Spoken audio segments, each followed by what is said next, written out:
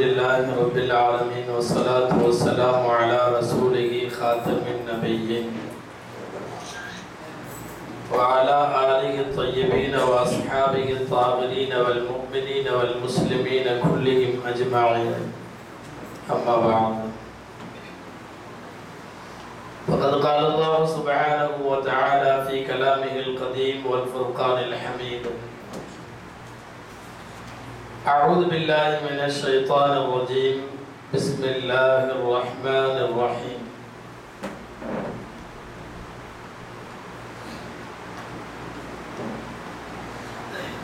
أرأيت الذي يكذب بالدين فذلك الذي يدعو اليتيم ولا يحض على طعام المسكين. صدق الله العظيم. وقال رسول الله صلى الله عليه وسلم: اللهم إني أعوذ بك من الجوع فإنه بئس الضجيع. صدق رسول الله صلى الله عليه وسلم. எல்லா புகழும் அல்லாஹு ஜல்ல ஷானுஹு தஆலா ஒருவனுக்கே உரித்தாம். விநாயகம் முஹம்மது ரசூலுல்லாஹ் ஸல்லல்லாஹு அலைஹி வஸல்லம் அவர்கள் மீதும் அவர்களின் சத்திய வழியை பின்பற்றி வாழ்ந்த சஹாபாக்கள், தாபிஈன்கள், தபஅ தாபிஈன்கள், அக்தாபுகள், அவுலியாக்கள், சுஹதாக்கள், சாலிஹீன்கள், நாதாக்கள், பெரியோர்கள், நல்லோர்கள் நம் அனைவர் மீதும் அல்லாஹுவின் அன்பும் அருளும் என்றென்றும் நிறைவாக உண்டாவதாக. ஆமீன். மீளாது தொடங்கிய இது நாள் வரை ஒவ்வொரு நாளும் நல்ல நல்ல தலைப்புகளில் பேசுமாறு இந்த அமைப்பு தலைப்புகளை தந்த மாதிரியே இன்றைய தினம் வறுமை ஒழிப்பில் குர்ஆனும் நபிகள் நாயகம் ஸல்லல்லாஹு அலைஹி வஸல்லம் அவர்களும் சொன்ன செயல்படுத்திய செய்திகளை உங்களிடையே பகிர்ந்து கொள்ளும் நன்னோக்கில் துவங்குகிறேன். அல்ஹம்துலில்லாஹ்.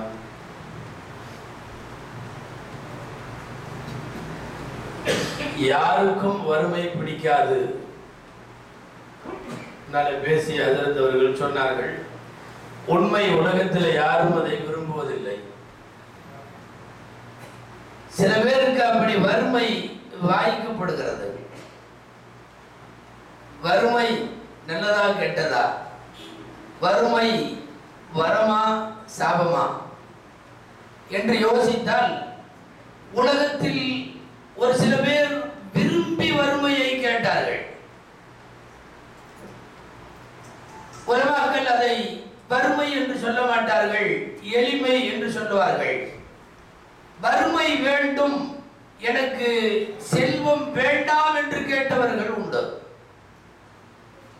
மிக பிரபலமான அந்த நபிமொழி நமக்கு தெரியும். ஸல்லல்லாஹு அலைஹி வஸல்லம் உடைய துஆ, அல்லாஹும்ம அஹ்யினி மிஸ்கீனா, யா அல்லாஹ் என்னை மிஸ்கீனாக வாழ வை. வ அமித்னி மிஸ்கீனா, என்னை மிஸ்கீனாகவே மௌத்தாக்கு. வஹ்ஷுர்னி ஃபீ ஸும்ரத்தில் மசாகீன், மறுமையில் என்னை மிஸ்கீன்களுடைய கூட்டத்திலே எழுப்பு. தவறி கூட நாம கேட்காத துஆ, எந்த வகையிலையும் கேட்க மாட்டோம். தொடர்ந்து மென்மேலும் பொருளாதாரத்தை வளப்படுத்த வேண்டும் என்கிற பொருளாதார உலகத்தினுடைய எந்திரத்தனமான வாழ்க்கையின் அவசரத்தில் போய் கொண்டிருக்கிற நமக்கு இந்த துஆ அவ்வளவு சீக்கிரம் கேட்க வராது. நபி ஸல்லல்லாஹு அலைஹி வஸல்லம் கேட்டார்கள், ஏழையாக வாழவை, ஏழையாக மௌத்தாக்கு, ஏழைகளின் கூட்டத்திலே என்னை எழுப்பு. அப்படியானால் வறுமை சாபம் அல்ல, சில பேர் விரும்பி கேட்டுக்கொண்ட வரம் அது. வலிமார்கள் வறுமையை கேட்டார்கள். அதற்கு எளிமை என்று சொல்லுங்கள், அல்லது உலகத்தினுடைய துறவு என்று சொல்லுங்கள், உலகத்தினுடைய பற்றற்ற தன்மை என்று சொல்லுங்கள், என்ன வார்த்தை வேண்டுமானாலும் சொல்லலாம்.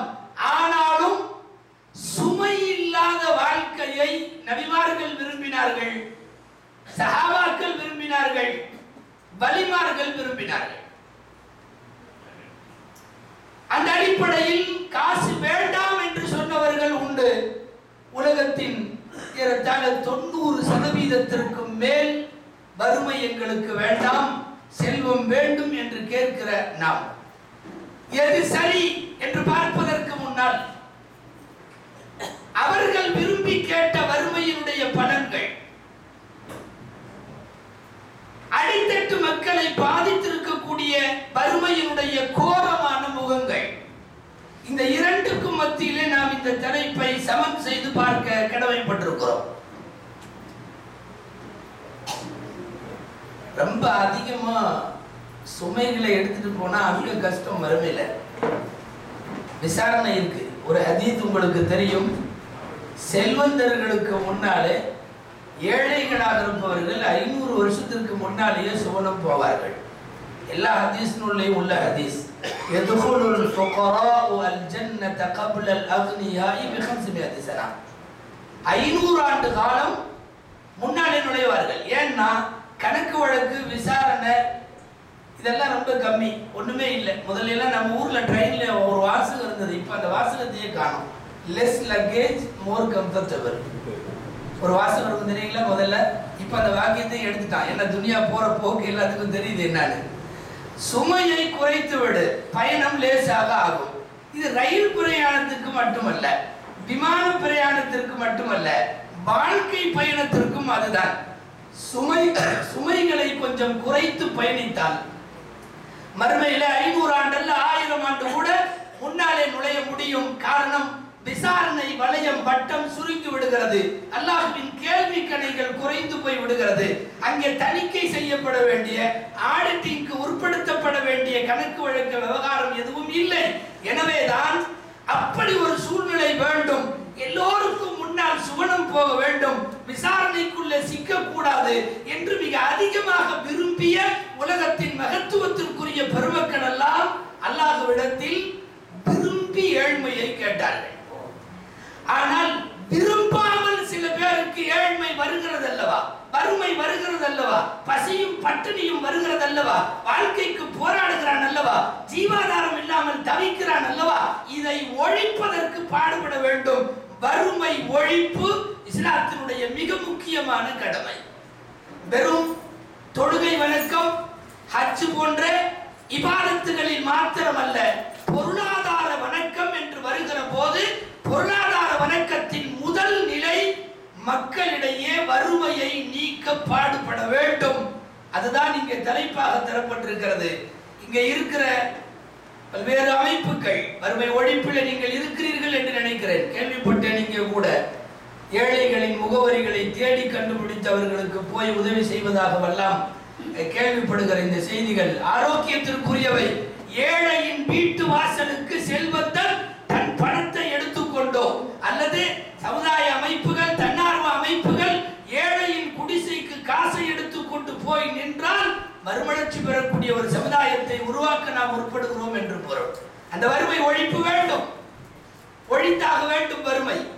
ஹஜ்ரத் சொன்ன மாதிரி நபி ஸல்லல்லாஹு அலைஹி வஸல்லம் சொன்னார்கள், காதல் ஃபக்ரு அன் யகூன குஃப்ரா. வறுமை குஃப்ரை கொண்டு போய்விடும், குஃப்ரிலே கொண்டு போய் சேர்க்கும். ஸல்லல்லாஹு அலைஹி வஸல்லம் இந்த ஹதீஸை சபையில சொன்னப்போ ஒரு சஹாபி எந்திரிச்சு கேட்டார், என்ன ரெண்டும் பெரிய விஷயம் ஒன்று சொல்றீங்க, குஃப்ருன்னு சொல்லி ரசூலுல்லாஹி துஆ செய்தார்கள். இந்த துஆ, அல்லாஹும்ம இன்னி அஊது பிக மினல் குஃப்ரி வல் ஃபக்ரி வ அஸாபில் கப்ரி வ மின் ஃபித்னத்தில் மஹ்யா வல் மமாத். யா அல்லாஹ், குஃப்ரில இருந்து பாதுகாப்பு தேடுறேன், ஃபக்ர் என்ற வறுமையில இருந்து பாதுகாப்பு தேடுறேன், அஸாபுல் கபர்ல இருந்து பாதுகாப்பு தேடுறேன், உயிருள்ள உயிரற்ற குழப்பங்களில் இருந்து பாதுகாப்பு தேடுறேன். இந்த ஜோடி சேர்க்கிற போது குஃப்ரும் ஃபக்ரும் என்று சேர்த்தார்கள் ஸல்லல்லாஹு அலைஹி வஸல்லம். குஃப்ர் ஓகே, பெரிய பாவம், பாதுகாப்பு. அதுக்கு அடுத்தது வறுமை கேட்கிறார்கள் என்றால் ஒரு சஹாபி எந்திரிச்சு கேட்டாரு, அவை அடிலானி யார சொல்லலாம், இந்த ரெண்டும் என்ன அவ்வளவு சமமா? குஃப்ர் ரொம்ப உயர்ந்த, அது பெரிய கேட்டகரியில இருக்கு, இது ரொம்ப கம்மியா தெரியுது.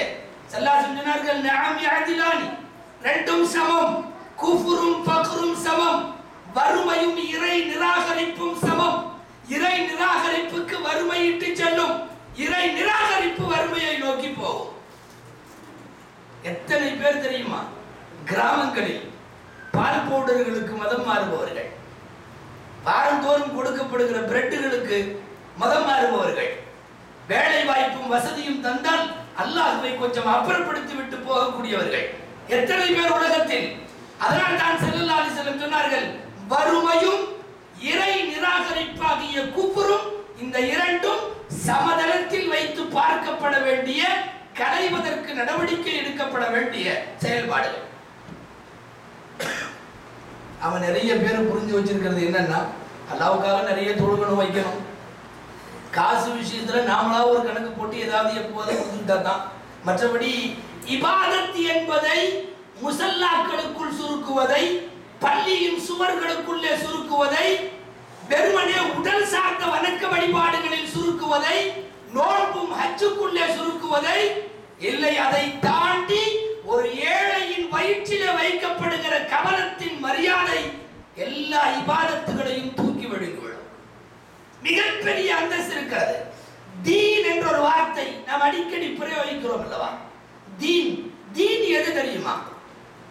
குர்ஆனிலே நாம் எல்லாம் அறிந்திருக்கிற சூரா அரைத்தல்லதி யுகதிபு பித்தீன். அல்லாஹ் சொல்றதை கேட்கலாமே. தீனுக்கு ஒரு விளக்கம் இறைவன் கொடுக்கிறார். தீனை பொய்ப்படுத்துபவர்கள் யார் தெரியுமா? நபியே நீங்கள் பார்த்திருக்கிறீர்களா? அரைத்தல்லதி யுகதிபு பித்தீன், தீனை பொய்ப்பிப்பவர்கள் யார் தெரியுமா? அல்லாஹ் பதில் சொல்லுகிறான், ஃபதாலிகல்லதி யதுஉல் யதீம், அனாதையை விரட்டுபவன் தீனை பொய்ப்படுத்தி விட்டான். நாம நினைக்கிறது என்ன தெரியுமா? லா இலாஹ இல்லல்லாஹ் முஹம்மது ரசூலுல்லாஹ் சொல்லலன்னா, அல்லது சிலையில போய் வணங்கினா, அல்லது ஏதாவது அல்லாஹ்வுக்கு மாத்தமா பேசுறேன் இல்ல. அனாதையை விரட்டுகிறானே அவன் என் தீனை பொய்ப்படுத்துகிறான். வலா யஹுது அலா தஆமில் மிஸ்கீன், ஏழைக்கு உணவு கொடுப்பதை தூண்டாதவன், அதற்கென்று முன்னெடுக்காதவன், முயற்சி செய்யாதவன், அவன் தீனை பொய்ப்படுத்தி விட்டான். நீண்டு செல்லும் இந்த சூராவின் கடைசி வயம்னஊனல் மாஊன், மாஊன் என்கிற வார்த்தை தஃசீர்களில் தர்ஜுமாக்களில் நீங்கள் பார்க்க முடியும். அக்கம்பக்கத்து வீடுகளிலே தாய்மார்கள் அவ்வப்போது கடன் வாங்கி கொள்ளுகிற உப்பு, புளி, மிளகா ஏதாவது வாங்குவார்கள் அல்லவா? கொஞ்சம் சர்க்கரை, கொஞ்சம் பால், இன்றைக்கு வாங்கிவிட்டு நாளை கொடுக்கப்படுகிற இந்த அவசியங்களுக்காக அடுத்த வீட்டில் பெறக்கூடிய பொருட்களுக்கு மாஊன் என்று பெயர். தீனை பொய்ப்பிப்பவர்கள் இந்த அற்ப உதவிகளை கூட அண்டை அயலாருக்கு செய்யாதவர்கள், இவர்கள் தீனை பொய்ப்படுத்தினார்கள் என்று இந்த சூரா முடிகிறது. அனாதையை விரட்டுபவன் தீனை பொய்ப்பிக்கிறான், ஏழைக்கு உணவு கொடுக்காதவன் தீனை பொய்ப்பிக்கிறான் என்றால் தீன் என்பது நாம் விளங்கி வைத்திருக்கிற வரையறைகளுக்கு அப்பாற்பட்டது, நாம் போட்டிருக்கிற கட்டமைப்புகளை தாண்டியது. மிக விரிவாக சொன்னால் பொருளாதார நடவடிக்கைகளில் வறுமை ஒழிப்பு என்பதன் மறுபெயர் தீன். எவ்வளவு தூரம் சஜிதாவுக்கு முக்கியத்துவம் இருக்கிறதோ அதே முக்கியத்துவம் ஒரு ஏழையின் வயிற்றுக்கு சோறு கொடுப்பதிலேயும் இருக்கிறது. இதுதான் மார்க்கம்.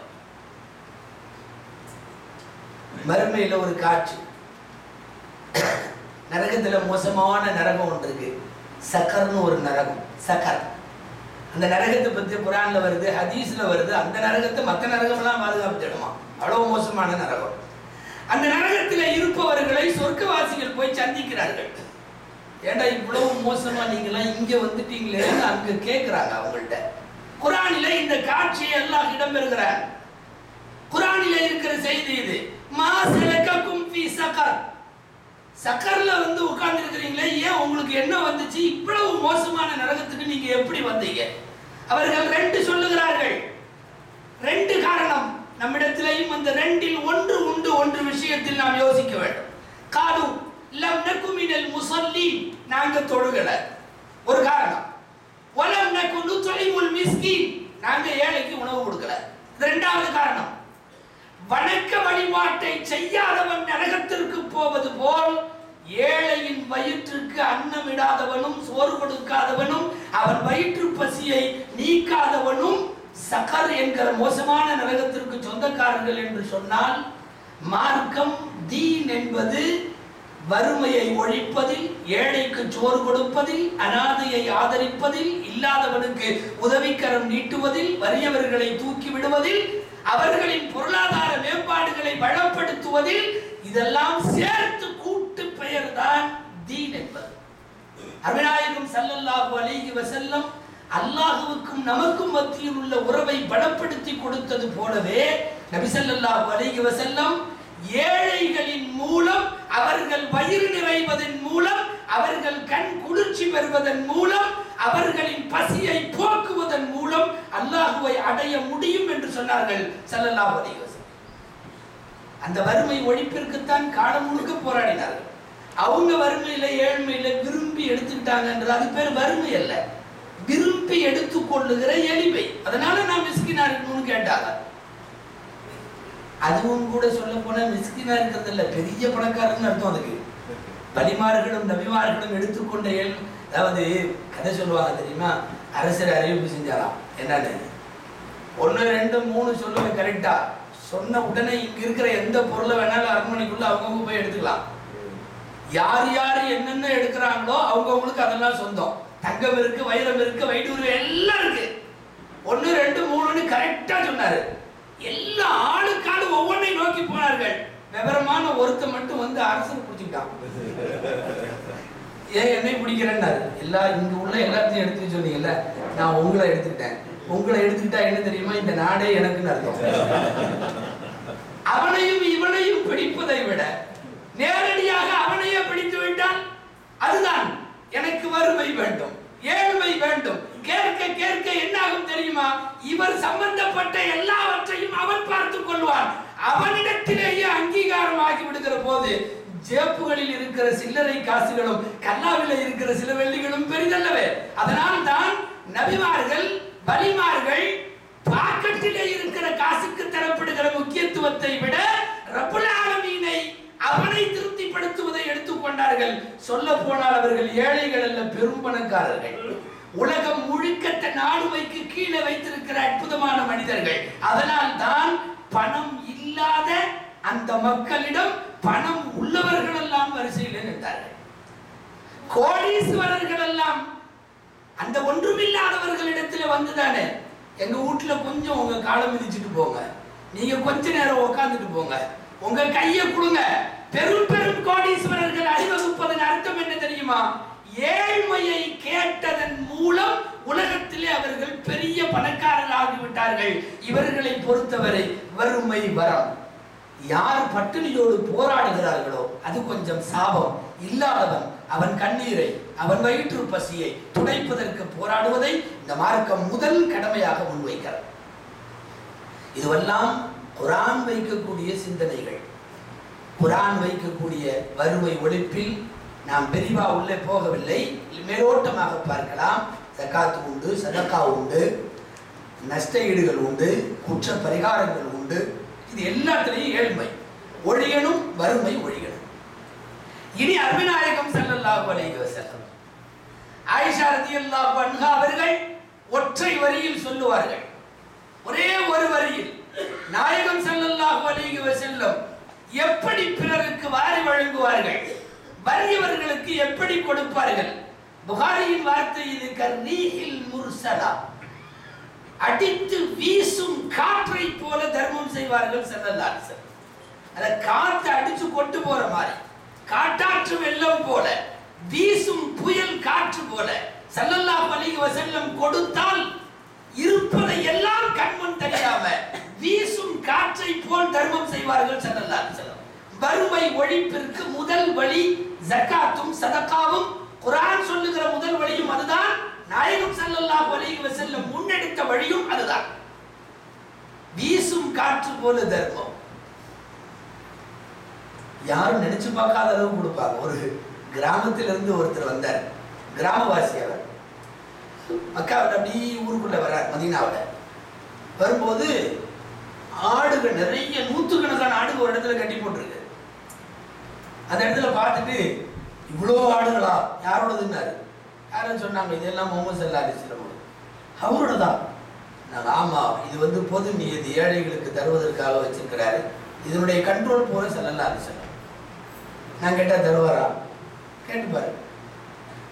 கூட்டார் வெளியே ரெண்டு, வழக்கம் போல கிராமவாசிகள் பாபரத்தனமா கூப்பிடுற மாதிரியே கூப்பிடுவார். யா முஹம்மத், ஓ முஹம்மதே அப்படின்னு கூப்பிட்டார். ஸல்லல்லாஹு அலைஹி அலைஹி வெளியே வருவார்கள். இந்த ஆடு, நான் கிராமத்திலிருந்து வர்றேன், எனக்கும் தருவீங்களா? ஸல்லல்லாஹு அலைஹி வஸல்லம் என்ன நிலையில இருந்தார்களோ, என்ன மனோநிலையோ, என்ன சந்தோஷமோ, எந்த போரின் வெற்றியில கிடைத்ததோ, ஸல்லல்லாஹு அலைஹி வஸல்லம் சொன்னார்கள், எடுத்துக்கோ. எத்தனை எடுக்கட்டும்? 100 ஆடு இருக்கு, எடுத்துக்கோ. இல்ல எத்தனை எடுக்கட்டும்? எல்லாத்தையும் எடுத்துக்கோ. அத்தனை ஆடுமா எல்லாமே அவ தஸ்தஹ்ஸிபிய, நீங்க என்ன ஏதாவது பரிகாசம் செய்றீங்களா? எடுத்துக்கப்பா, எல்லாத்தையும் எடுத்துக்கோ. ஏகப்பட்ட சந்தோஷம் அவருக்கு நிலவு கொள்ள மாட்டேங்குது. எல்லா ஆடும் திடீர்னு, அதாவது ஒரு மந்தைய பார்த்து, ஆட்டு மந்தைய பார்த்து ஆச்சரியப்பட்டு நிற்கக்கூடிய நேரத்தில் இவ்வளவு பெருசா போனாங்க ஸல்லல்லாஹு அலைஹி வஸல்லம். அத்தனை ஆட்டையும் ஓட்டிட்டு போறாரு. ஒரே ஒரு நபர் ஆட்டு மந்தையை ஓட்டிக்கொண்டு கிராமத்தில் நுழையிறப்ப கத்துறார், அஸ்லிமு ஃபைன்ன முஹம்மதன் யுதி அதாஅ மன் லா யக்ஷல் ஃபக்ர். எப்பா மக்களே, வாங்க இஸ்லாத்துக்கு வா, எல்லாம் இஸ்லாத்துக்கு வா. அங்க ஒருத்தர் இருக்காரு முகமதுன்னு, அவரு வறுமையை பயப்படாதவன் கொடுக்கிற மாதிரி கொடுக்கிறார். வறுமையை யுதி அதாஅ மன் லா யக்ஷல் ஃபக்ர். அழகான இலக்கிய வார்த்தை இது. வறுமையை அஞ்சாதவன் எப்படி கொடுப்பானோ, வறுமையை அஞ்சாதவர்கள் எப்படி வழங்குவார்களோ அது போன்று கொடுக்கிறார்.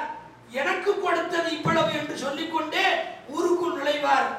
இது போன்று அன்னலார் நபிகள் ஸல்லல்லாஹு அலைஹி வஸல்லம் இடத்தில் பெரும் பெரும் தொகையை, நினைத்து பார்க்காத தொகையை ஒரு நொடி பொழுதில் கையிலே பெற்றவர்கள் ஏராளம். இருந்தால் அதற்கு பிறகு ரசூலின் வீட்டில் இல்லை என்கிற அளவுக்கு தூக்கி கொடுப்பார்கள் ஸல்லல்லாஹு அலைஹி வஸல்லம். வழங்குகிற போது இருக்கிற பெருமகிழ்வு உலகத்தில் அல்லாஹ்விடமிருந்து நபி ஸல்லல்லாஹு அலைஹி வஸல்லம் பெற்ற பெரிய மகிழ்ச்சி அது. அல்லாஹ் இன்னமா அன காசிம் வல்லாஹு யுதி, நான் பங்கீடு செய்து கொடுப்பவன் தான், கொடுப்பவன் அவன். இந்த சிந்தனை உலகத்தில் இருக்கின்ற வசதி படைத்த அத்தனை பேருக்கும் வர வேண்டும் என்பதற்கு தான் இந்த வார்த்தை சொன்னார்கள். பங்கீடு செய்பவர்கள் தான் நாமே தவிர வழங்குபவன் அவன். வழங்குபவன் அவன். நினைத்தால் பரம ஏழையாக்கி விட முடியும். ஒரு நொடியில் ஒரு தீப்பிடிக்க முடியும், ஒரு ஆபத்து உண்டாக்க முடியும், ஒரு மரணத்தை தர முடியும். வழங்குபவன், இதையெல்லாம் தாண்டி வழங்குபவன் அவன். நான் பங்கீடு செய்து கொடுக்கிறேன் என்றார்கள் ஸல்லல்லாஹு அலைஹி வஸல்லம். யாரோ ஒருத்தர் ஒரு ஆலிம்கிட்ட வந்து சும்மா விவாதத்துக்காக பேசினாரா, என்ன பெரிய ரொம்ப உங்க ரசூலுல்லாஹ் நிறைய கொடுக்குறதா அப்படி இப்படின்னு சொல்லிக்கிறீங்க, ஆத்தம் தாயை விடவா? உலகத்துல ஆத்தம் தாய்ங்கிற ஒரு கொடை கொடுக்கறதுக்குன்னே ஃபேமஸ் ஆனவர். யாராவது அதிகமா கொடை கொடுத்தா உதாரணம் சொல்றப்பவே ஆத்தம் தாய் மாதிரிம்பாங்க. ஆத்தம் தாய் அப்படி கொடுத்தவர். ஆத்தம் தாய் எவ்வளவு கொடுப்பார் தெரியுமா? அவங்க வீட்டுல வந்து யாராவது இந்த பக்கம் வாசல் வழியா வருவாங்க, காசு கேட்பாங்க, கொடுப்பாரு. அவங்களே போய் இந்த பக்கம் வருவாங்க, கொடுப்பாரு. பின்னாடி வருவாங்க, கொடுப்பாரு. 7 வாசல் வழியாக ஆத்தமுடைய வீட்டுக்கு 7 வாசல் வழியாக நுழைந்தால் ஒரு தடவை கூட இல்லைன்னு சொல்லாம 7 வாசல் வழியிலையும் கொடுப்பாரு. அவ்வளவு பெரிய ஆள் ஆத்தம் தாய். உங்க ரசூலுல்லாஹ் என்ன அவ்வளவு பெருசானு இந்த மாதிரி அறிஞர் அழகா சிரிச்சுக்கிட்டே சொல்லுவாரு. ஆமா, ஆத்தம் தாயை விடவே எங்க ரசூலுல்லாஹ் கொடுக்கிறவர் தான். எப்படி நீ சொன்ன 7 வாசல்ல வந்தாலும் தருவாங்கன்னு. எங்க நபி ஒரு தடவை கொடுத்துட்டா அவன் 2வது தடவை வரவே மாட்டான். அவன் ஏன் 7 தடவை வரணும்? உண்மை அதுதான். பெருமானார் ஸல்லல்லாஹு அலைஹி வஸல்லம் இடம் நன்கொடையாய் பெற்றவர்கள், ரசூலுல்லாஹ்வால் வாரி வழங்கப்பட்டவர்கள், அதற்கு பிறகு ஏற்பட்ட அபிவிருத்திகளில் பரக்கத்துகளில் வாழ்க்கை முழுக்க கை நீட்டாத அளவுக்கு கூட கொடுத்திருக்கிறார் நபிகள் நாயகம் ஸல்லல்லாஹு அலைஹி வஸல்லம். வறுமையை போக்குவதில் இருப்பவர்களின் மனம் விசாலப்படுவதற்கு அவர்கள் நாயகம் ஸல்லல்லாஹு அலைஹி வஸல்லம் அவர்களைத்தான் முன்மாதிரியாய் பார்க்க வேண்டும். அல்லாஹ் வழங்குவதன் மூலம் வறுமை, ஜகாத்து போன்றவற்றை, ஜகாத்து சதகா போன்றவற்றை திரும்ப திரும்ப விநியோகிப்பதன் மூலம் மாத்திரம்தான் வறுமை ஒழிப்பை வைத்திருக்கிறான் என்றால், அதுதான் பிரதான வழி என்றால், ஒவ்வொருத்தரும் நாம நம்மளையே கேட்டுக்குவோமே, ஒரு வருஷத்துல எவ்வளவு கொடுக்குறோம்?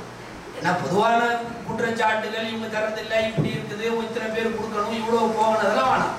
ஒவ்வொருத்தரும் தனித்தனியாக அவர்களை கேட்டு பார்க்கிறார், எவ்வளவு கொடுக்குறோம்.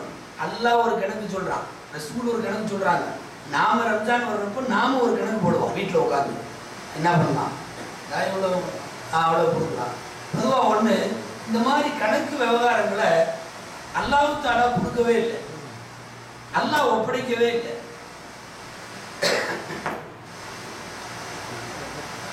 நம்மிடத்திலே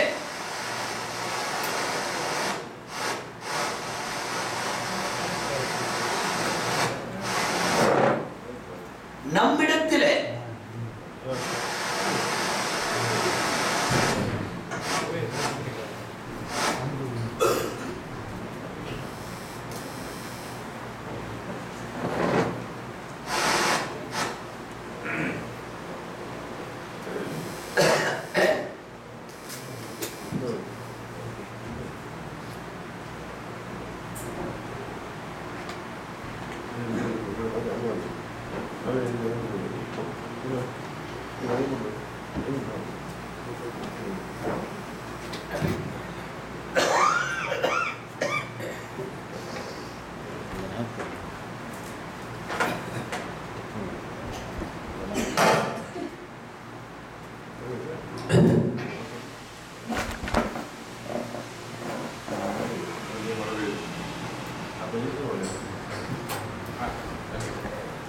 அல்லாஹ் தஆலா இது போன்ற ஜகாத் சதகாக்களுடைய கணக்கை நம்மள்கிட்ட ஒப்படைக்கல.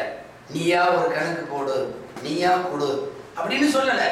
கணக்கு வழக்கெல்லாம் நம்மளா ஒப்படைச்சோம்னா எல்லாமே விவகாரம் ஆயிடும். தொழுகையில ரக்காயத்தெல்லாம் அவனா போட்டு கொடுத்ததுனால தப்பிச்சது. அவன் சொன்னபடி பறந்து தொழுதுட்டு போறோம். நம்மளா முடிவு பண்ணோம்னா தராவியெல்லாம் 2 ரக்காயத்து ஆயிரும். ஏற்கனவே 8 ஆயிருக்கு இல்லையா, 2 ஆகி போயிடும். எந்த கணக்கும் சரி, ஹஜ் விஷயம், ஜகாத் விஷயம், நோம்பு விஷயம், ஆமா நோம்பெல்லாம் ஆல்மோஸ்ட் இல்லாம போயிடும். அதனால இந்த கணக்குகள் எல்லாம் அவன் வைத்துக் கொண்டான். அவன் உலகத்திலே வறுமை தங்காமல் இருக்க அவன் ஒரு கணக்கு முடிவு செய்கிறான். இந்த கணக்கு இந்த பங்கீடு விஷயத்தில் இந்த தரத்தில் உள்ளவர்களுக்கு போய் சேர வேண்டும். இந்த சம விகிதம் மட்டும் சரியாக பின்பற்றப்படுமானால் என்ன வேணும்னாலும் இந்த சமுதாயத்தில் இருக்கலாம், வறுமை இருப்பதற்கு வாய்ப்பே இல்லை. அப்படி ஒரு நிறைவான பொருளாதார திட்டம் இருக்கு. ஸல்லல்லாஹு அலைஹி வஸல்லம் வழங்கியதை போல வழங்க வேண்டும் என்கிற சிந்தனை எத்தனை பேர் நம்மள. சில ஆளுகள்லாம் ஒன்று கடைசி வரைக்கும் உரைக்க கூட முடியாது, என்ன பண்றாங்கன்னு தெரியல. யாரோ பெரிய உலகத்தையே ஆண்ட அலெக்சாண்டரா நெப்போலியன் சொல்லுவாங்க, வெளியில போறப்போ சந்தாக்கில் போறப்போ 2 கையும் வெளியே இப்படி எடுத்து விட சொன்னாராம், விரிச்ச வண்ணம். ஏன்னா அலெக்சாண்டர் போறப்போ ஒன்றும் கொண்டு போகல, உலகம் பூரா சுத்தன, உலகம் பூரா ஆண்ட, கடைசியில் மிச்சமானது கப்பல் துணி மட்டும்தான் அப்படின்னு சொல்றதுக்காக. வேடிக்கையா நம்ம ஊர்ல கதை சொல்லுவாங்க, இந்த பிச்சைக்காரங்கெல்லாம் சேர்ந்து ஒரு சங்கம் ஆரம்பிச்சாங்களாம். நான் அடிக்கடி சொல்றது உண்டு. பிச்சைக்காரங்கெல்லாம் சேர்ந்து ஒரு சங்கம், யாரோ சங்கம் வைக்கிறாங்களே, ஏன் அவன் வைக்கூடாதா, எல்லாம் வச்சுட்டாங்க. அவங்க ஒரு ஃபெடரேஷன், ஒரு அமைப்பு. சரி என்ன பண்ணா, ஊர்ல யாரு ஒரு ஆள் பெரிய பணக்காரர் இருக்காரு, அவர்கிட்ட போய் நிதி கேட்போம். முதல்ல அந்த ஆளே நிதி எழுதிட்டாருன்னா மற்றவங்களாம் கண்ணை மூடிட்டு எழுதிடுவாங்க, அவரும் கொடுத்துருக்காருன்னு போய் கேட்போம். இவங்க எல்லாம் சேர்ந்து ஒரு 40 பக்கம் நோட்டு ஒன்று போட்டுக்கிட்டு நேராக அங்கே போய் இந்தாங்க ஏதாவது எழுதுங்க. இந்த ஆள் இதை வாங்கி வச்சுட்டு இவனுக்கிட்ட கேட்டார், நீங்கள்லாம் என்ன எழுதுனீங்க?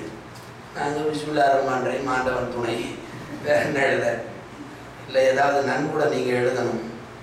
நான் தான் கொடுக்க மாட்டேன்னு தெரியாதா உங்களுக்கு? ரொம்ப தெளிவாக கொடுக்க மாட்டேன், அதை ஒரு பெருமையா கொடுக்க மாட்டேன்னு தெரியாதா? இல்லை நீங்கள் ஏதாவது எழுதிட்டா எல்லாரும் எழுதிடுவாங்க, அதனால் ஏதாவது கொஞ்சம் எழுதுங்க அப்படின்னு.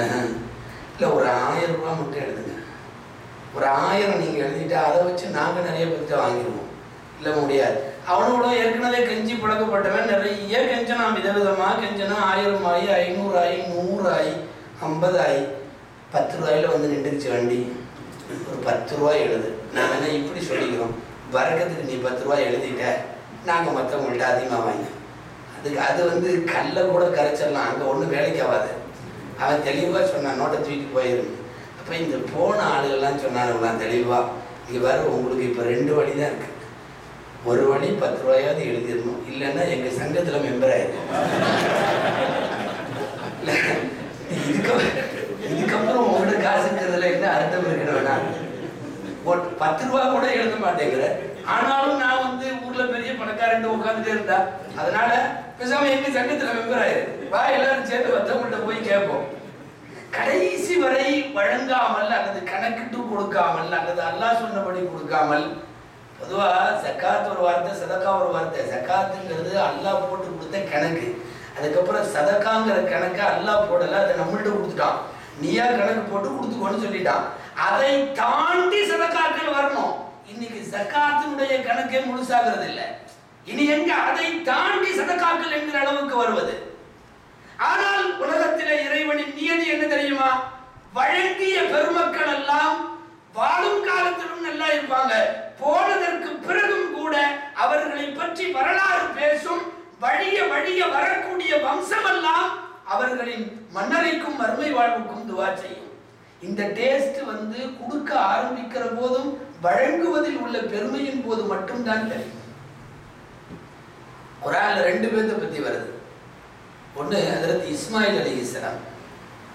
அவரை பத்தி குர்ஆன்ல என்ன வருது தெரியுமா? ஒரு வார்த்தை. இஸ்மாயில் அலைஹிஸ்ஸலாத்தை புகழ்றப்ப அல்லாஹ் இந்த வார்த்தை சொல்றான். وَكَانَ يَأْمُرُ أَهْلَهُ بِالصَّلَاةِ وَالزَّكَاةِ وَكَانَ عِندَ رَبِّهِ مَرْضِيًّا.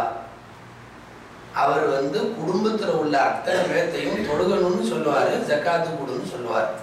இவர் ரப்புக்கு பொருத்தமான அடியார் அப்படின்னு குர்ஆன்ல வருது. இஸ்மாயில் அலைஹிஸ்ஸலாத்தை பத்தி சொல்றதுக்கும் விவரிக்கிறதுக்கும் புகழ்றதுக்கும் நிறைய செய்தி உண்டு. அவர் அல்லாஹ்வோட பாதையில அர்ப்பணமானதை விடவா இருந்தாலும் அல்லாஹ் சொல்றான், குடும்பத்தை தொழுக சொன்னாரு, குடும்பத்துல உள்ள எல்லாத்தையும் ஜக்காத்து கொடுக்க சொன்னார். இது இஸ்மாயில் அலைஹிஸ்ஸலாமை பற்றிய செய்தி. அதே குர்ஆனில் காசு இருந்தும் பிறருக்கு கொடுத்த மறுத்த காரூனுடைய செய்தி இருக்கிறது. அல்லாஹ்வின் மிகப்பெரிய எதிரி காரூன். எக்கச்சக்கமான சொத்துக்களுக்கு சொந்தக்காரன். வரலாறு முழுசா நம்ம உள்ள போக வேண்டாம், முடிவு மாத்திரம் பார்ப்போம். தர மாட்டேன் என்று சொன்ன குடுன்னு சொன்னாங்க. எல்லாம் மூசா அலைஹிஸ்ஸலாம் சொன்னாங்க, அஹ்சின் கமா அஹ்ஸனல்லாஹு இலைக். அல்லாஹ் உனக்கு கொடுத்த மாதிரி நீ உங்களுக்கு கொடுக்கலாம்ல. வல தபகில் ஃபஸாத ஃபில் அர்த். பூமியில குழப்பம் பண்ணாத, இருக்கிற காசு கொடுத்துரு. இன்னமா ஊதிது அலா இல்மின் இந்தி. என்னுடைய சொந்த அறிவுல என்னுடைய இதுல நான் சம்பாரிச்ச காசு இது, நான் தரமாட்டேன்னா. அல்லாஹ் அப்பவே சொல்லிட்டான், இவனை விட அதிகமா சம்பாரிச்சவனெல்லாம் இதுக்கு முன்னாடி போயிட்டாங்க, அதுக்கு தெரியலையா இவனுக்கு அப்படின்னு எல்லாம் கேட்கிறான்ல.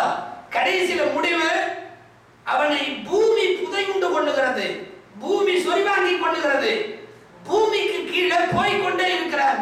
முஃபஸ்ஸிரீன்கள் சொல்லுகிறார்கள், ஒரு இடத்துல அவன் அடங்கல, ஒரு இடத்துல நிக்கல, கியாமத்து வரை போய்கொண்டே இருக்கிற. சில தஃசீர்களில் 2 பேருக்கும் ஒரு வேறுபாடு எழுதுவார்கள். ஜகாத் விஷயத்திலே சிறந்து விளங்கிய மனிதர் என்று சொல்லப்படக்கூடிய இஸ்மாயில், அவருடைய பாதத்திலே இருந்து ஒரு தண்ணீர் புறப்பட்டு ஜம்சம் என்று பெயர், அது கியாமத்து வரை வந்து கொண்டே இருக்கிறது. தரமாட்டேன் என்று சொன்ன காரூன் போய்கொண்டே இருக்கிறார். 2க்கும் இடையில வேறுபாடு புரிகிறதா? வணங்க வணங்க வழங்கியவரின் பாதத்திலே இருந்து, அந்த குழந்தையின் பாதத்திலே இருந்து வெளிப்பட்ட ஜம்சம் ஊற்று கியாமத்து வரை நீடிக்கும். அதுவும் போய்கொண்டே இருக்கிறது. புதையுண்டு போனவன், வழங்க மறுத்தவன், அவனும் கீழே போய்கொண்டே இருக்கிறான். வழங்குங்கள், உலகத்தில் உள்ள எல்லா காலத்திற்கும் அது நிலைக்கும் என்கிற செய்தியைத்தான் இஸ்மாயில் அலைஹிஸ்ஸலாம் வழியாகவும் காரூன் வழியாகவும் 2யுமே குர்ஆனில் அல்லாஹ் பதிய வைத்திருக்கிறார். இன்னைக்கு பொருளாதாரத்துல மேம்பட்ட ஜனங்களை பார்த்து நாம அப்படியே ஒரு மாதிரியா அவ்வளோ இருக்க அவங்கள்ட்ட அப்படின்னு நாம கொஞ்சம் பெருமூச்சு விடுறோமே. இந்த பெருமூச்சு காரூனை பார்த்து எல்லாரும் விட்டாங்க. ஊர்வலமா போயிருக்கான். குர்ஆன்ல அல்லாஹ் சொல்ற செய்தி மாத்திரம் சொல்றேன். யாரைத்தல நாம் இஸ்லாமா ஊத்திய காரூன் இன்னமும் லது ஹத்தின் அதீம். எக்கச்சக்கமான சொத்துக்கு அவன் அதிபதி, அவனுக்கு கிடைச்ச மாதிரி நமக்கு கிடைக்கணுமே. இயல்பா எல்லா ஜனங்களும் யோசிக்கிறது தானே.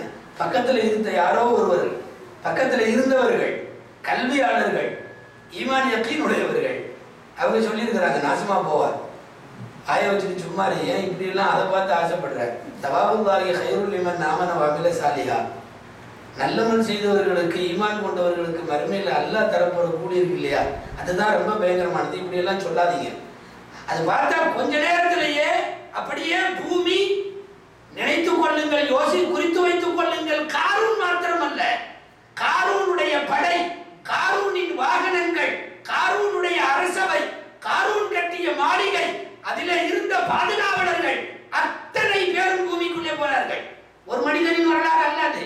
فَخَسَفْنَا بِهِ وَبِدَارِهِ الْأَرْضَ فَمَا كَانَ لَهُ مِنْ فِئَةٍ يَنْصُرُونَهُ مِنْ دُونِ اللَّهِ. அல்லாஹ்வை தவிர அவர்களுக்கு அன்றைக்கு உதவ யாரும் இல்லை, உதவி பெரும் நிலையிலும் அவன் இல்லை. இப்படியே பூரா தவிடு முடியாய் கீழே போறத இந்த ஜனங்க பார்த்திருக்காங்க. எந்த ஜனங்க? நேத்து இவன் போறப்போ இவன் மாறி வேணியா வாழ்ந்தா இவன் மாறி வாழணும் அப்படின்னு பேசினானுல்ல, அந்த ஆளுகள்லாம் பார்த்துருக்குறாங்க. இவன் அப்படியே கீழே போறத பார்த்துக்கிட்டு அப்பதான் சொன்னாங்களாம், லவ்லா மன்னல்லாஹு அலைனா லஹஸஃப பினா. நல்ல வேலை ஆண்டவன் காப்பாத்திட்டான். நம்மள்கிட்ட இவ்வளோ காசு இருந்துருச்சுன்னா நாமளும் இப்போ இப்படி தானே போயிருப்போம். வைகாண்டகுலா எப்படி உள் காப்பிரும், இவனுக்கு ஜெயிக்கவே முடியாது. இந்த அளவுக்கு நம்மளே கடைசி நேரத்தில் அவன் போகிற போக்கை பார்த்து நமக்கும் இப்படி ஆகிவிட்டதே என்று நினைக்கத்தக்க வருத்தப்படத்தக்க சூழ்நிலை. குரானிலே வைத்து கொண்டு கொடுக்காதவர்கள், அல்லாஹ் சொன்ன கணக்குப்படி கொடுக்காதவர்கள், கண்ணுக்கு எதிரே தெருவில மாத்திரமல்ல, முதலில் உங்கள் வீட்டில், உங்கள் பக்கத்து வீட்டில், குறிப்பாக உங்கள் சொந்த பந்தங்களில் வறுமையில் வாடுபவர்களை பார்த்ததற்கு பிறகும் எண்ணி எண்ணி உள்ளுக்குள்ளே வைத்திருக்கிறார்கள் அல்லவா, இவர்களுக்கு அல்லாஹ் என்ன முடிவை தரப்போகிறான் என்கிற அச்சம் அவர்களுக்கு வேண்டும். வீசும் காற்றை போல் தர்மம் செய்வார்கள். ஸல்லல்லாஹு அலைஹி வஸல்லம் ஆயிஷா ரலியல்லாஹு தஆலா அன்ஹா உட்கார்ந்து பேசிட்டு இருப்பாங்க. எதிரில் அந்த மனிதர் மார்க்க விஷயத்தை எல்லாம் கேட்டுட்டு இருந்தாரு. அவர் பேரு முஹம்மது இப்னுல் முன்கதிர் ரலியல்லாஹு அன்ஹு. அந்த குடும்ப கஷ்டத்தை சொல்லிட்டு இருந்தார். ரொம்ப டைட்டா இருக்கு, காசு இல்லாத ஒரு சூழ்நிலை சொல்லிட்டு இருப்பார். சஹாபாக்கள் நிறைய பேருக்கு உள்ள சூழ்நிலை அது. ஆயிஷா அம்மா சொல்லுவாங்க, என் கையில மட்டும் 10,000 திருகம் இருந்தா கூட இப்போ கையில அப்படியே உங்க கையில கொடுத்து போக சொல்லிடுவேன். உன்னுடைய குடும்பத்தின் சோகம் என்ன அவ்வளவு கஷ்டப்படுத்துது அப்படின்னு சொல்லியிருப்பாங்க. நான் ஒன்றும் சொல்றது உண்டு இல்லையா, என் கையில மட்டும் இருந்தா தருவேன்னு சொல்லும் போதே முடிவு பண்ணிடுவார், உள்ள கொடுக்க கூடாதுன்னு. ஆயிஷா அம்மா அப்படி சொல்லலை. சில பேர் அப்படிலாம் உண்டு, எங்கிட்ட மட்டும் இருந்துச்சுன்னா பாரு, இருந்துச்சுன்னா தரமாட்டான்னு அர்த்தம். ஆமா, அல்லாஹ்வுக்கும் தெரியும் இல்ல, குர்ஆன்ல ஒரு இடத்துல வருது, லவ் பஸத்தல்லாஹு ரிஸ்க லிஇபாதிஹி லபகவ் ஃபில் அர்தி. எல்லாத்துக்கும் காசை எக்கச்சக்கமா அல்லாஹ் வாரி கொடுத்தான்னா பூமி பூரா அக்கிரமம் பண்ணுவானுங்கன்னு இருக்கு. இதை ஒரு கோணத்துல நாம் தனியாக யோசிக்கணும். ஆயிஷா அம்மா இப்படி சொல்லிட்டாங்க, அவர் எந்திரிச்சு போயிட்டார். அவர் இந்த பக்கம் தான் போயிருப்பாரு. அதுக்குள்ள இந்த பக்கம் அரசவை ஆள் வர்றாரு. கலீஃபா முஆவியா ரலியல்லாஹு அன்ஹு. அப்போ முஆவியா ரலியல்லாஹு அன்ஹு நபி ஸல்லல்லாஹு அலைஹி வஸல்லத்துடைய குடும்பத்தினர்களுக்கு சேர வேண்டிய வதீஃபா தொகையாக 10,000 திருகத்தை உங்கள்ட்ட கொடுத்துட்டு வர சொன்னாருன்னு கொண்டு வந்து அவர் கொடுப்பார்ல, இப்படி வாங்கி வச்சுட்டு இப்படி ஒருத்தர் போறாரு, போய் கூட்டிட்டு வா அப்படின்னு சொல்லுவாங்க.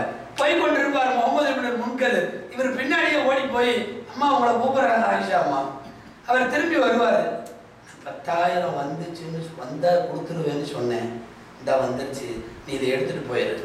இல்லை இல்லை, அதுல இருந்து ஏதாவது கொஞ்சம் வேணா கொடுங்க, இல்லை எடுத்துட்டு போயிரு. ஆயிஷா அம்மா ஒரு காரணம் சொல்லுவார்கள். யாரிடத்துல? முகமது இப்னுல் முன்கதிர்ட்ட.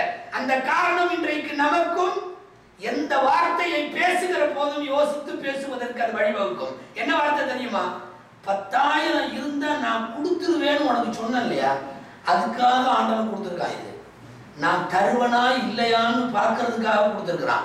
அதனால இது என்கிட்ட இனி இருக்கவே முடியாது, கொண்டு போயிரு. இன்னொரு செய்தி ஆயிஷா அம்மா விளக்குகிறார்கள். என்ன செய்தி தெரியுமா? தரணும் என்று நியத்து வைப்பவரிடத்தில் நிச்சயமாக அல்லாஹ் கொண்டு வந்து குவிச்சிருவான். வைக்கலாமே. தரணும் என்று நினைத்தால் என்கிட்ட வரட்டும், நான் என் சொந்தத்துக்கு தர்றேன். மனசுக்குள்ள வேற மாதிரி நினைச்சுக்கிட்டு வாயில மட்டும் சொல்லக்கூடாது. உண்மையாகவே நான் தர்றேன், என் சகோதரிகளுக்கு தருவேன், என் சகோதரர்களுக்கு தருவேன், அவங்க மக்களுக்கு தருவேன், அவங்க படிப்புக்கு தருவேன், என்னுடைய வம்சத்துக்கு தருவேன், என் கிராமத்துக்கு தருவேன், என் ஊருக்கு தருவேன். நியத்து வைத்தால் அதற்கான வாசலை வழிகளை அல்லாஹ் திறந்து விடுவான். கொடுக்கணும்னு நினைச்சானா எப்படி கொடுத்துருவான், எடுக்கணும்னு நினைச்சானா கோடீஸ்வரன் பூரா பிச்சைக்கார பேர்ல போயிடுவான். ஒரே ஒரு நாள் சுனாமி, முதல் நாள் கோடீஸ்வரன், மறுநாள் பிச்சைக்காரன். எத்தனை பேர் நாகூர்ல நிக்கிறாரு ரொட்டி கொடுன்ட்டு, முதல் நாள் வரைக்கும் கோடீஸ்வரன், எல்லாம் போயிருமே. எடுக்க தெரியாதா இறைவனுக்கு? எடுப்பதற்கும் அவனுக்கு வழிகள் தெரியும், கொடுப்பதற்கும் அவனுக்கு வழிகள் தெரியும். நாம மாத்திரம் சில்லறையா கொடுக்க ஆரம்பிச்சா கூட அவன் அவன் அவன் அதுக்கு பன்மடங்காக அவன் தருவான்.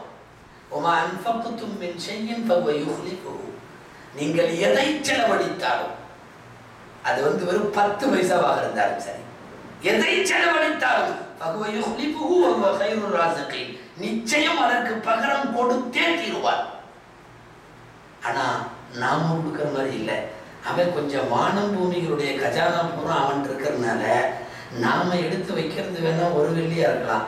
ஆனா அவனும் ஒரு வெள்ளி கொடுத்தானா அது அசிங்கம். அவன் அப்படி கொடுக்கவே மாட்டான், மடை திறந்து கொடுப்பான். இந்த நம்ம கிராமத்துல மோட்டர் பம்பு செட்டு வேலை செய்யாது தெரியுமா? இந்த சுவிட்சை போட்டவுடனே கொருன்னு காத்து சத்தம் தான் வரும், தண்ணி வராது. என்ன பண்ணுவாங்க தெரியுமா? வெளியில இருந்து ஒரு ஜக்கு தண்ணி எடுத்து அதில் ஊற்றுவாங்க. உள்ள வெளியில இருந்து ஒரு 2-3 ஜக்கு தண்ணி உள்ள ஊட்டிட்டு அப்புறம் மோட்டரை போட்டானா பிச்சுக்கிட்டு அடிக்கும். அந்த மாதிரி பாக்கெட்ல இருந்து கொஞ்சத்தை எடுத்து வெளியே தூக்கி வீசிருங்க, அப்புறம் பாருங்க எவ்வளவு மடையாய் கொட்டுகிறது என்பது. உலகத்திலே இந்த நியதி அல்லாஹ்வுக்காக என்று மனதிலே வைத்து தன் சொந்தத்தை யாரோ தெருவில் போறவனுக்கு கொடுக்குறப்ப கூட கொஞ்சம் பாரமா இருக்கும். என்ன எவனுக்கோ கொடுக்குறோம் இல்ல, உங்கள் உறவுகளுக்கு கொடுக்கலாமே, அண்டை அயலார்களுக்கு கொடுக்கலாமே, வாசப்படியில வந்து பசி என்று கேட்பவனுக்கு கொடுக்கலாமே, மார்க்கம் சார்ந்த நற்செயல்களுக்கு கொடுக்கலாமே, சதகத்துல் ஜாரியாக்களுக்கு கொடுக்கலாமே. கொடுத்து பாருங்கள், மடை திறந்த வெள்ளமாய் வானம் பூமிகளின் கசானாக்களை கையில வைத்திருக்கிற அந்த ரப்புல் ஆலமீன் எவ்வளவு தருவான் என்பதை, அந்த டேஸ்டை அப்போதுதான் நமக்கு அனுபவிக்க முடியும். ஆயிஷா அம்மா கொடுத்த மாதிரி ஒத்த பைசா வச்சுக்கல, 10,000 தூக்கி முகமது பின் முன்கது வேலை. ஏன் கொடுக்குறாங்க தெரியுமா? அவங்க அந்த மாதிரி ஃபேமிலியில இருந்து வந்தவங்க. அபூபக்கர் ரலியல்லாஹு அன்ஹு இல்லையா, அல்லாஹ் ரசூல் தவிர எல்லாத்தையும் காலி பண்ணிட்டு போனவங்க தானே அவங்க. நமக்கு தெரியுமில்ல வரலாறு, நிகழ்ச்சி சொல்ல வேண்டாம். தபூக்ல வந்து எல்லாத்தையும் காலி பண்ணிட்டு என்ன இருக்குன்னா அல்லாஹ் ரசூலும் இருக்கு. எவ்வளவு சுவையானது அந்த நிகழ்ச்சி. அபூதாவுடைய விரிவுரையாளர் இந்த நிகழ்ச்சியை பதிவு செஞ்சு இப்படி சொல்லுவார். அதாவது அன்னைக்கு பயங்கரமான சந்தோஷத்தில் இருந்தாங்களா உமர் ரலியல்லாஹு அன்ஹு, எப்படி இவரை ஜெயிச்சிடலாங்க. ஏன்னா அபூபக்கர்ட்ட காசு இல்லாத நேரம் உமர் ரலியல்லாஹு அன்ஹு எக்கச்சக்கமா அன்னைக்கு காசு இருந்துச்சு. இன்னைக்கு இன்ஷா அல்லாஹ் இன்னைக்கு வெற்றி தான். கொண்டு வந்து பொருளை கொடுங்கன்னு கேட்டோம்னா கொண்டு வந்து குமிச்சிட்டாருல்ல, பூராத்தையும் குமிச்சு ஃபர்ஸ்ட் வந்து நின்றுட்டாரு, நிமிர்ந்து நின்றுட்டாரு. அபூபக்கர் கொண்டு வந்து வச்சாங்க, கொஞ்சம் தான் வச்சாச்சு. இப்போ என்ன தெரியுமா, ஸல்லல்லாஹு அலைஹி வஸல்லம் யோசிச்சாங்க, அபூபக்கர் இங்கே தோக்குறார், அபூபக்கர் தோக்கக்கூடாது, தோக்கக்கூடாது. காரணம் என்னன்னா, உமர் எல்லாம் இஸ்லாத்திற்கு வருவதற்கு முன்னாலேயே தன்ட்ட உள்ளதை பூரா காலி செஞ்சு கொடுத்தவர் அபூபக்கர். அவர் இன்னைக்கு கொடுக்கறது வேணா கம்மியா இருக்கலாம், இன்னைக்கு கொடுக்கறது உமர் பெருசா இருக்கலாம், அபூபக்கர் தோக்கக்கூடாது. இது ரசூலுல்லாஹ்வுடைய முடிவு. என்ன செஞ்சாங்க தெரியுமா? ஸல்லல்லாஹு அலைஹி வஸல்லம் ஜெயிச்சிடலான்ட்டு நிமிர்ந்து நின்றுட்டு இருந்தார்ல, ஒரே ஒரு கேள்வி, அந்த கேள்வியில உமர் ரலியல்லாஹு அன்ஹு குனிஞ்சிட்டாங்க. ஒரே ஒரு கேள்வியில எல்லா போர்லையும் இதுக்கு முன்னாடி என்ன நடந்துச்சு தெரியுமா? உமரே நீங்க என்ன கொண்டு வந்தீங்க, அபூபக்கரே நீங்க என்ன கொண்டு வந்தீங்க, இதுதானே கேள்வி. இன்னைக்கு கேள்வியை கொஞ்சம் மாத்திட்டாங்க. என்ன கேள்வி தெரியுமா? என்ன வீட்டுல வச்சுட்டு வந்தீங்கன்னு கேட்டாங்க. முடிஞ்சு போச்சா? கேள்வியின் போங்கில் வெற்றி தோல்வி தீர்மானமாகிவிட்டது. ஏன்னா இவ்வளவு குவிச்சு இங்க வச்சிருந்தாலும் உமர் வீட்டுல இந்த மாதிரி கொஞ்சம் இருக்குது, இங்க கம்மியா குவிச்சு வச்சிருந்தாலும் அந்த வீட்டுல ஒண்ணும் இல்லை. அபூபக்கர் ரலியல்லாஹு அன்ஹு சோகத்திலே இருந்தவர்கள்.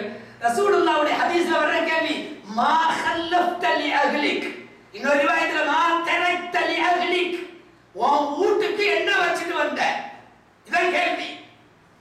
சஹாபாக்கள் பூரா ஆட்டி போயிட்டாங்க. ஒரு ஆளை ஜெயிக்க வைக்கிறதுக்கு இப்படியும் கூட கேட்கலாமோ இல்லையா?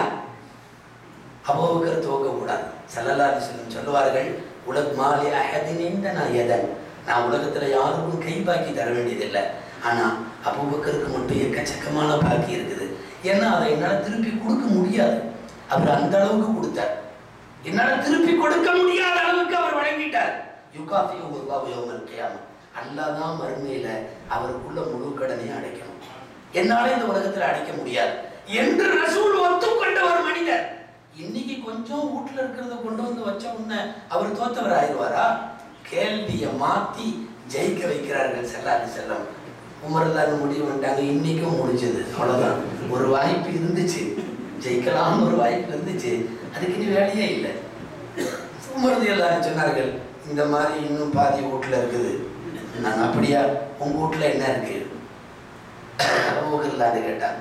தரத்துல்லாஹ் வ ரசூலஹு, அல்லாஹ்வை ரசூலை விட்டுட்டு வந்திருக்கேன், வேற யாரும் இல்லை. நபி ஸல்லல்லாஹு அலைஹி வஸல்லம் அழுதார்கள். இந்த தபூக்கினுடைய யுத்த நிகழ்ச்சியினுடைய ஹதீஸ்களில் வருகிறது. நீங்கள் யோசிக்க வேண்டும். இந்த கேள்வி பதில் முடிந்த மறு நிமிடம் ஜிப்ரீல் அலைஹிஸ்ஸலாம் வருகிறார்கள். ஹல் யர்தா அஸ்-சித்தீக் பிஹாதல் ஹால். நாயகமே, அல்லாஹ் கேட்க சொன்னா அபூபக்கர்ட்ட, இப்போதும் அவர் அல்லாஹ்வை முழுசா பொருந்திக்கிறாரான்னு கேளுங்க. என்ன வார்த்தை, என்ன கேள்வி! அர்த்தத்தினுடைய புஷ்டியை யோசித்தால் அழுகை வந்துவிடும். ஒண்ணுமே கிடையாது, வீட்டுல கண்ணு மண்ணு தான் இருக்கு. அந்த குடும்பம் திங்கிறதுக்கு, அந்த குடும்பம் சாப்பிட்றதுக்கு ஒண்ணுமே இல்லை. அல்லாஹ் கேட்கிறான், பரிந்து கேட்கிறான், இறக்கப்பட்டு கேட்கிறான். இந்த மாதிரி அத்தனையும் போன ஒரு நிலைமையில கண்ணத்துல கை கொடுத்து உட்கார்ந்தவன் என்னடா அல்லாண்டு வெளியே போயிடுவான். ஒரு மனிதனுக்கு குஃப்ருடைய சிந்தனை அப்போது வரும். அல்லாஹ் கேட்கிறான், ஹல் யர்லா அபூபக்கர் பிஹாதல் ஹால். இந்த நிலைமையிலையும் அபூபக்கர் அல்லாஹ்வை பொருந்திக்கிட்டாரான்னு கேளுங்க. ஜிப்ரீல் அலைஹிஸ்ஸலாம் நபி ஸல்லல்லாஹு அலைஹி வஸல்லம் அபூபக்கரிடத்தில் அதே சபையில் கேட்கிறார்கள், ஹல் தர்தா யா அபூபக்கர் பிஹாதல் ஹால். ரதீது ரப்பி வல்லாஹி ரதீது ரப்பி வல்லாஹி ரதீது ரப்பி. 3 தடவை சத்தம் போட்டு சொன்னார்கள். ஒண்ணும் இல்லாத, ஒரு பைசா இல்லாத இந்த நிலையிலும் நான் என் ரப்பை பொருந்திக் கொள்கிறேன். எனக்கு அவனை விட வேற ஒண்ணு வேண்டாம், எனக்கு அல்லாஹ் ரசூலை விட வேற ஒண்ணு வேண்டாம். கொடுப்பது என்று சொன்னால், வழங்குவது என்று சொன்னால், கொடுத்த அல்லாஹ் ரசூலுக்கு திரும்ப கொடுப்பது என்று சொன்னால் எவ்வளவு தூரம் ஒரு மனிதன் கரை கண்டு போக முடியும் என்பதற்கும் அபூபக்கர் சித்தீக் ரலியல்லாஹு அன்ஹு. அப்படிப்பட்டவரோட ஓத்துல பிறந்த புள்ள 10,000 திர்ஹம் ஆயிஷா ரலியல்லாஹு அன்ஹா கொடுக்கிறார்கள் என்றால், அவங்க எந்த வீட்டுல வளர்ந்தாங்களோ அவங்க தகப்பனார அப்படி பார்த்தாங்க. அங்கிருந்து வாழ வந்த வீடு ரசூல் ஸல்லல்லாஹு அலைஹி வஸல்லம். இங்க பார்த்தா வீசும் காற்றை போல் தர்மம். எந்த அடிப்படையில தர்ம சிந்தனை குன்றி போகும்? வாரி வாரி வழங்கினார்கள். ஒன்று மாத்திரம் உண்மை, வழங்கும் யாரும் ஏழையாவதில்லை. இது 1000 முறை சத்தியமிட்டாலும் நபி ஸல்லல்லாஹு அலைஹி வஸல்லம் சொன்ன வார்த்தை. நுபுவத்தினுடைய பொய் பேசாத நாக்கு துஆ செய்து சொன்ன வார்த்தை, வழங்குபவன் ஏழையாக மாட்டான். பெரிய செலவு செய்தவன் ஏழையாக மாட்டான். ஹாஜி ஏழையாக மாட்டான். ஹதீஸ் இருக்கிறது. இறை பாதையில் கொடுத்து ஒன்றும் இல்லாமல் போய்விட்டான் என்று உலகத்தில் குறித்து வைத்துக் கொள்ளுவதற்கு யாருமே கிடையாது. அதனாலே வறுமையை ஒழிப்பதற்கு வழங்கியாக வேண்டும். எத்தனை வழி! ரசூலுல்லாஹ் உன்னை போட்ட அற்புதமான பொருளாதார திட்டம். ஸகாத் சதகா மட்டுமல்ல, எல்லாம் கடன் கொடுங்கன்னாங்க. கடன் கொடுங்க, கடன் வாங்கிக்கிங்க, கடன் பரிவர்த்தனை. சும்மா வச்சிருக்கிற காசை ஏன் மற்றவனுக்கு கொடுக்கலாமே? கடன் இந்த மார்க்கத்தில் ஊக்குவிக்கப்பட்ட ஒன்று. வறுமை ஒழிப்பிற்கு இந்த மார்க்கம் முன்வைக்கிற வழிகளில் முக்கியமான வழி. பீரோக்குள்ள தூங்குது, 10,000 ரூபாய் தூங்குது, லட்சம் ரூபாய் தூங்குது, பல லட்சம் தூங்குது. பக்கத்து வீட்டுக்காரு மவுத்து ஹயாத்து, ஏதாவது ஆப்ரேஷன் அவசரம், அவன் கேட்குறான், கொஞ்சம் பணம் கொடுங்க. பணம் இல்லை. பச்சையாக சொல்லுகிறானே, தூங்கக்கூடிய இந்த பணத்திற்கு இறைவன் கேடு வைத்திருக்க மாட்டானா? உறவினர்கள், கஷ்டப்படுகிற உறவினர்கள் கேட்கலன்னா கூட பரவாயில்ல, சில இடத்துல வாய் திறந்து கேட்பார்கள். பணம் இல்லைன்னு கூசாம சொல்லுகிறானே.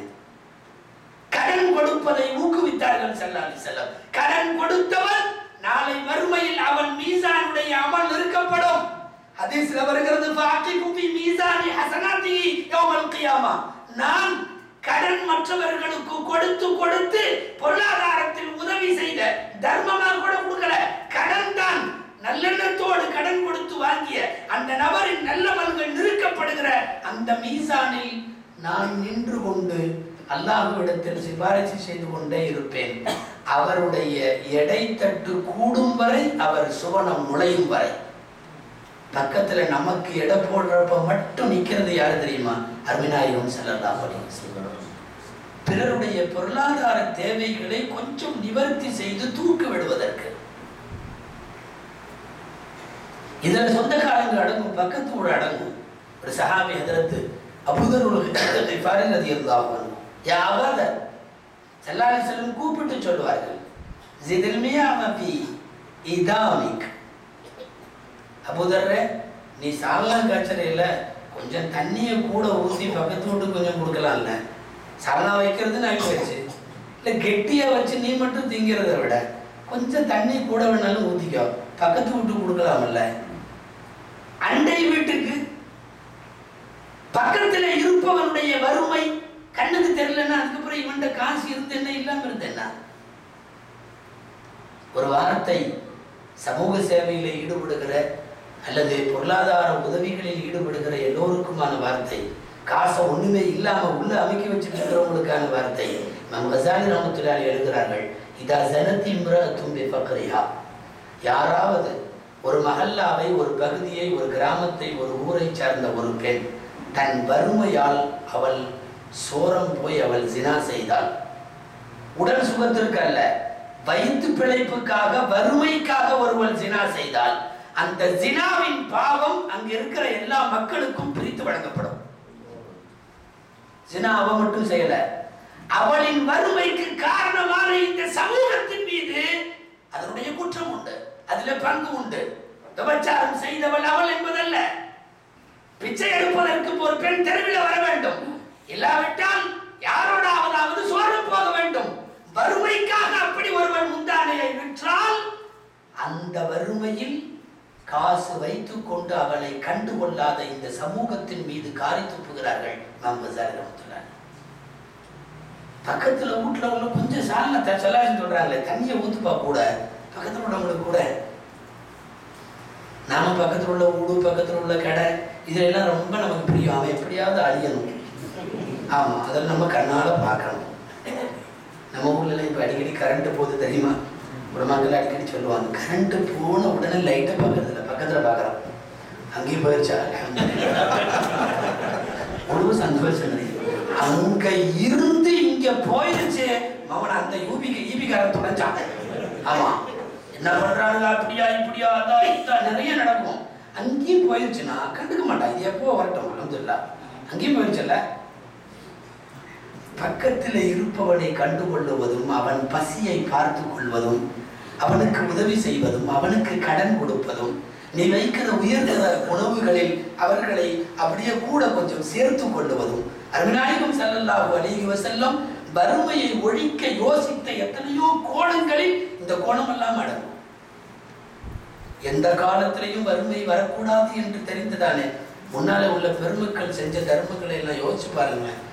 இதே ஊர்ல எத்தனை பேர் என்னென்ன செஞ்சிருக்காங்க. முன்னால பள்ளிவாசல் கட்டியவர்கள், மதரசாக்களை தோற்றுவித்தவர்கள், சங்கங்களை ஆரம்பித்தவர்கள், நன்கொடை கொடுத்தவர்கள், இந்த மௌத்தா போயிட்டாங்க அவங்க.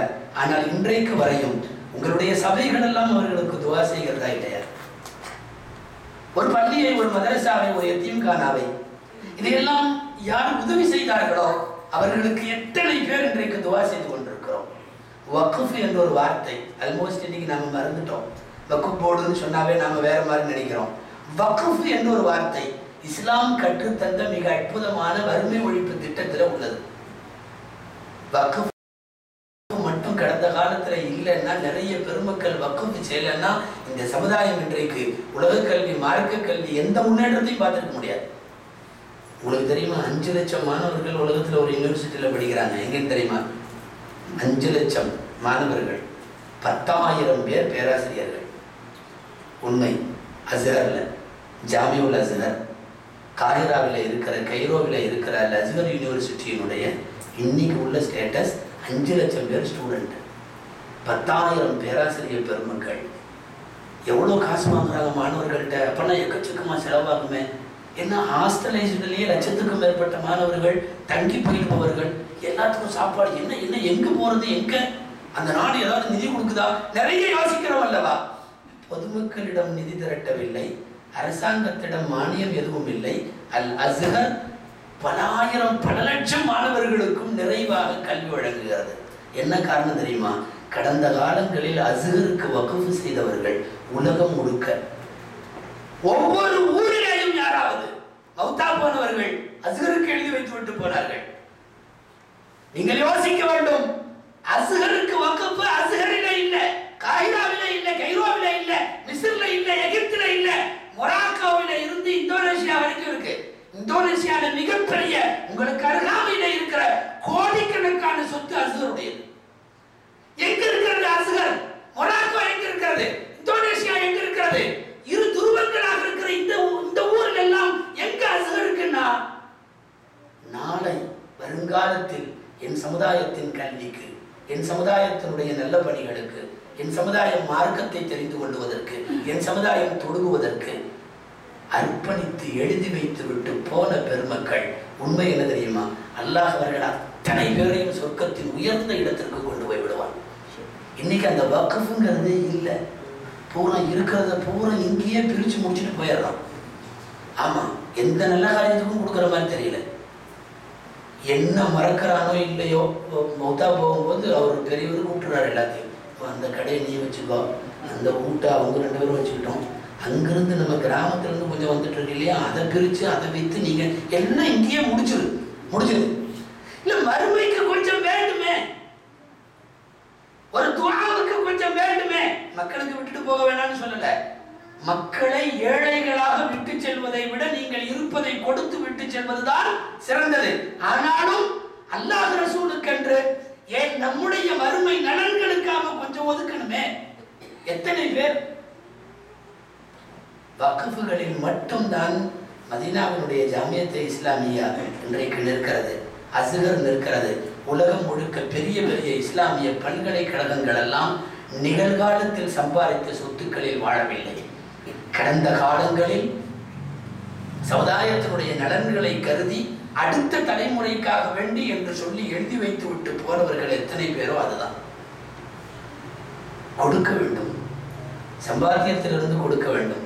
சில்லறையா பிரித்து கொடுக்கலன்னு பரவாயில்ல.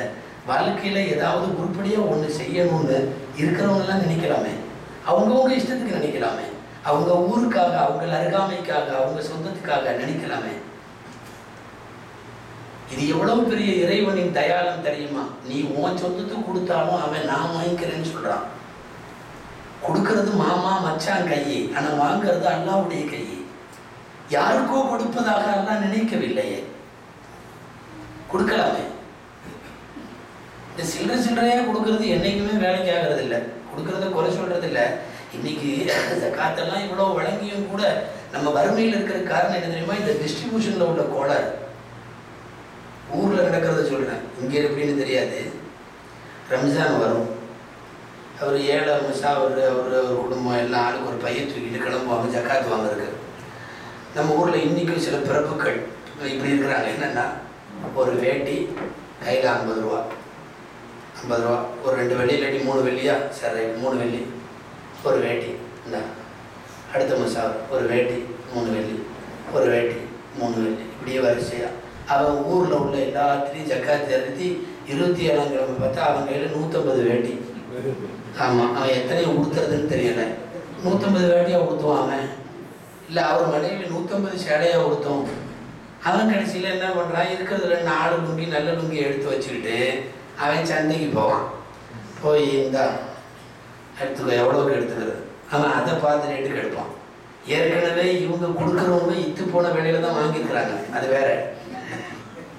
குறை சொல்றேன்னு நினைக்க வேணாம், கொடுக்குறதுல உள்ள குளறுபடி நம்மளுக்கு நிறைய இருக்கு.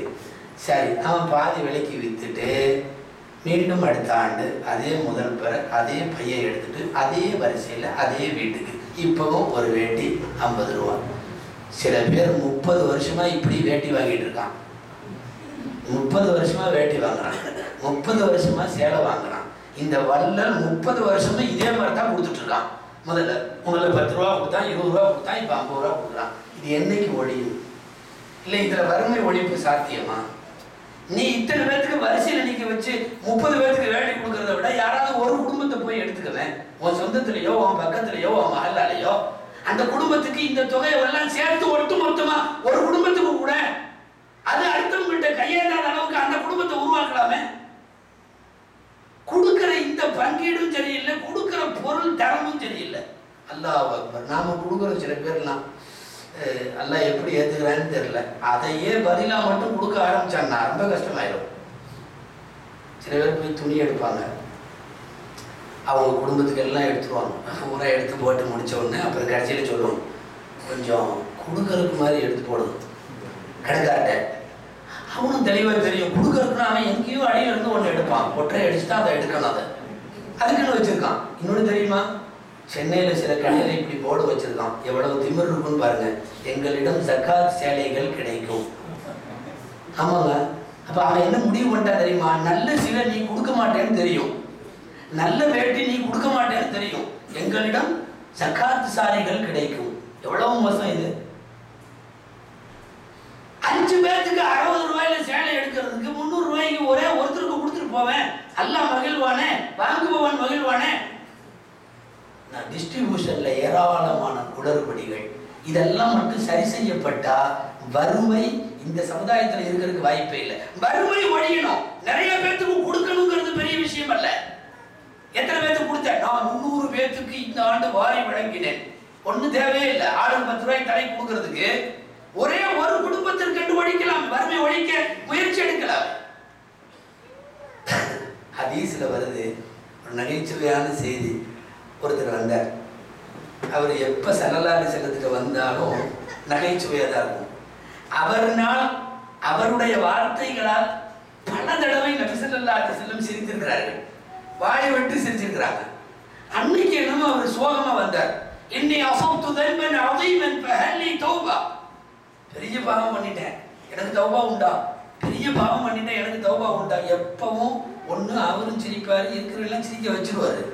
அன்னைக்கு என்னமோ சோகமா வர செல்லாசி கேட்டாங்க, ஏன் என்னாச்சு? இல்லை நோன்பு வச்சிருந்தேன்.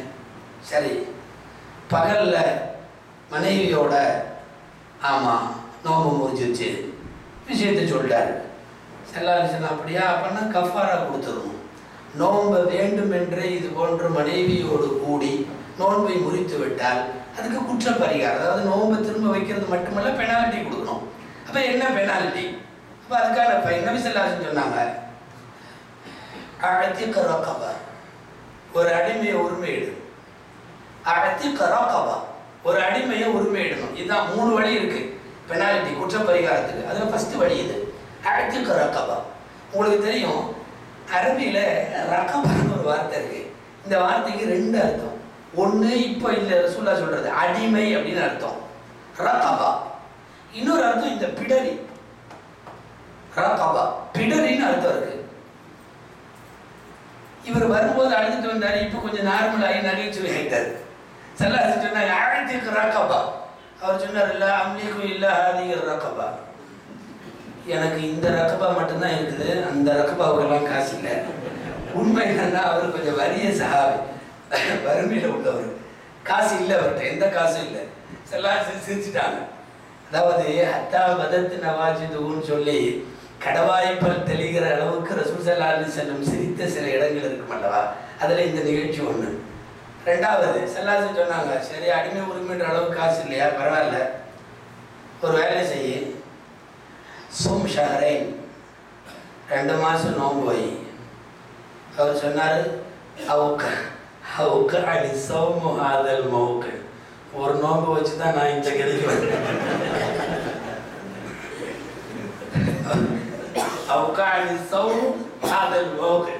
ஒரு நோன்பு வச்சுதான் நான் இந்த கதிக்கு வந்திருக்கேன். இதுல 60 நோன்பு. ஸல்லல்லாஹு அலைஹி வஸல்லம் இப்போதும் சிரித்தார்கள், கடவாய்ப்பல் தெரிகிற அளவுக்கு சிரித்தார்கள். கொஞ்ச நேரம் ஆமாயிட்டு, சரி இவருக்கு குற்ற பரிகாரத்தினுடைய வழி சொல்லிட்டு இருக்கணும் இல்லையா, அடுத்த வழி சொன்னாங்க ஸல்லல்லாஹு அலைஹி வஸல்லம். 3வது வழி, அத்இம் சித்தீன மிஸ்கீனா, 60 மிஸ்கீனுக்கு சாப்பாடு கொடு. இதுதான் குற்ற பரிகாரம். 1 அடிமை உரிமையிடுதல், 2வது 60 நோன்பு நோக்குதல், 3வது 60 ஏழைகளுக்கு சாப்பாடு கொடுக்குதல். அத்இம் சித்தீன மிஸ்கீனா, 60 மிஸ்கீனுக்கு சாப்பாடு கொடு. அவர் சொன்னார், வல்லாஹி அன மிஸ்கீன், நானே மிஸ்கீன் தான். நான் ஒரு மிஸ்கீனா இருக்கேன், நான் எங்க 60 மிஸ்கீனுக்கு சாப்பாடு கொடுக்கும். ஸல்லல்லாஹு சிரிச்சுட்டு அந்த பக்கம் போய் உட்காரிட்டாங்க. அவர் சபையில உட்காந்துட்டார். வேறு அலுவல்கள் சபையில நடக்கிறது, வேற விஷயங்கள். கொஞ்ச நேரம் கழிச்சு ஒரு அம்மா கொண்டு வந்து ரசூல் ஸல்லல்லாஹு அலைஹி வஸல்லமுடைய சமூகத்திற்கு, சஹாபாக்களுக்கு அல்லது ஏழைகளுக்கு கொடுப்பதற்கு ஒரு கூட நிறைய தன்னுடைய வீட்டுல நுழைஞ்ச பேரிச்சம்பழத்தை விளைஞ்சதை, தங்களுடைய தோட்டத்துல விளைஞ்சதை கொண்டு வந்து வச்சுட்டு போயிடுச்சு. ஸல்லல்லாஹு அலைஹி வஸல்லம் கொஞ்ச நேரம் கழிச்சு இது வந்த உடனே நினைப்பு வந்து கூப்பிட்டாங்க. ஐன சாயிலுல்லதி கால இன்னி அஸப்து தன்பன் அதீமன், எங்கப்பா அவரு பெரிய பாவத்தை பண்ணிட்டேன்னு வந்துட்டாரு, அவர் கூடுப்பா அப்படின்னாங்க. கொண்டு வந்து நிறுத்திட்டாங்க ஸல்லல்லாஹு அலைஹி வஸல்லம். ரசூல் ஸல்லல்லாஹு அலைஹி வஸல்லம் அவர் எப்பவுமே நகைச்சுவையில தான் இருப்பாரு. இப்பவும் மூஞ்சி சோகமா இருந்தாலும் நகைச்சுவையில தான் இருக்காரு. ஸல்லல்லாஹு அலைஹி வஸல்லம் சொன்னாங்க, இதை எடுத்துட்டு கஸ்ஸிம் பைன ஃபுகராஇல் மதீனா, கஸ்ஸிம் பைன ஃபுகராஇல் மதீனா, இதை எடுத்துட்டு போய் மதீனாவில் இருக்கிற ஏழைகளுக்கெல்லாம் 60 பேத்துக்கு இதை பிரித்து கொடுத்துரும். எடுத்துட்டு போக வேண்டியதானே. அங்கேயே நின்றுக்கிட்டு சொன்னாரு, வல்லாஹி லா அஜிது மா பைன லாபத்தையில் மதீனதி அஃப்கர மின்னி வமின் அஹ்லி. 60 பேத்துக்கு கொடுக்கணும்னு சொல்றீங்க, இந்த கூடையை எடுத்துட்டு போய் மதீனாவுடைய 2 மலைகளுக்கு இடையில என் குடும்பம் மாதிரி ஏழையான குடும்பம் வேற ஒன்றும் இல்லை, அதனால அப்படியே வீட்டுக்கு தூக்கிட்டு போனோம். எல்லாத்துக்கும் பங்கீடு செய்து கொடுக்கணும்ல. அவர் கேட்கிறாருன்னா அப்படியே வீட்டுக்கு தூக்கிட்டு போலாமான்னு நினைக்கிறேன் அப்படின்னு. நீங்கள் இங்க யோசிக்கணும். வரிசையில நிற்க வைத்து 60 பேருக்கு வாரி வழங்கணும் என்கிற அந்த நியதியை விட ஒரு குடும்பத்தினுடைய வறுமை, அந்த சஹாபி சொல்றது 100க்கு 100 உண்மை. மதீனாவின் 2 மலைகளுக்கு இடையில் அது ஏழையான குடும்பம். அவருடைய நகைச்சுவையில் சிரித்து விட்டு அடுத்த கணம் ஸல்லல்லாஹு அலைஹி வஸல்லம் சொன்னார்கள், "ஹுத்ஹா ஃபஅத்இம் அஹ்லக்." எடுத்துட்டு போய் உன் குடும்பத்துல பிரிச்சு கொடு, உன் குடும்பத்துல வீட்டுல உள்ளவங்களுக்கு சாப்பிட கொடு என்று சொல்லி முடிகிறது இந்த ஹதீஸ். நீங்கள் யோசிக்க வேண்டும். நிறைய பேருக்கு கொடுக்குறேங்கிற முறையில வரிசையில நிக்க வச்சுட்டு சில்லறையா கொடுத்து இஸ்லாமிய வறுமை ஒழிப்பு திட்டத்தையே ஊனப்படுத்துகிற அளவுக்கு குளறுபடிகளாக தரப்படுகின்ற அவைகளை விட உண்மை என்னவென்றால், ஒரு குடும்பம் அது வறுமையிலிருந்து மீளுமானால் கொடுக்கலாமே. உமர் ரலியல்லாஹு அன்ஹுடைய வார்த்தை இது. என்ன தெரியுமா? ஒரே ஒரு ஆளுக்கு 100 ஒட்டகம் சக்காத்து கொடுக்கறதுக்கு வாங்கறதுக்கு அவருக்கு தகுதினா நான் 100 ஒட்டகத்தையும் ஒருத்தருக்கு கொண்டு போய் கொடுப்பேன். ஒரு ஒட்டகம் கம்மி விலையில போட்டா ஒரு 15,000 ரூபாய் வைக்கலாமா? நிறைய விலை இருக்கு. ரூபாய் கணக்குல ஒரு 15,000 ரூபாய் வச்சா கூட 100 ஒட்டகத்தோட காசு பல லட்சம் ரூபாய் நான் ஒரு ஆளுக்கு கொடுப்பேன். இமாம் புகாரி அவர்கள் ஜகாத் சம்பந்தமாக பாடங்கள் பல்வேறு தலைப்பிடுகிற போது இமாம் புகாரி ரஹ்மத்துல்லாஹி அலைஹி அவர்களுடைய சிறப்பு தன்மை அதுதான். பாடங்களுக்கு தலைப்பு வைக்கிறவர்களின் மாண்பு. இதா அஅதைதும் ஃபஹ்னவ்.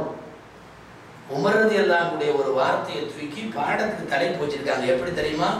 நீங்கள் கொடுத்தால் பணக்காரனாகிற அளவுக்கு கொடுங்கள்.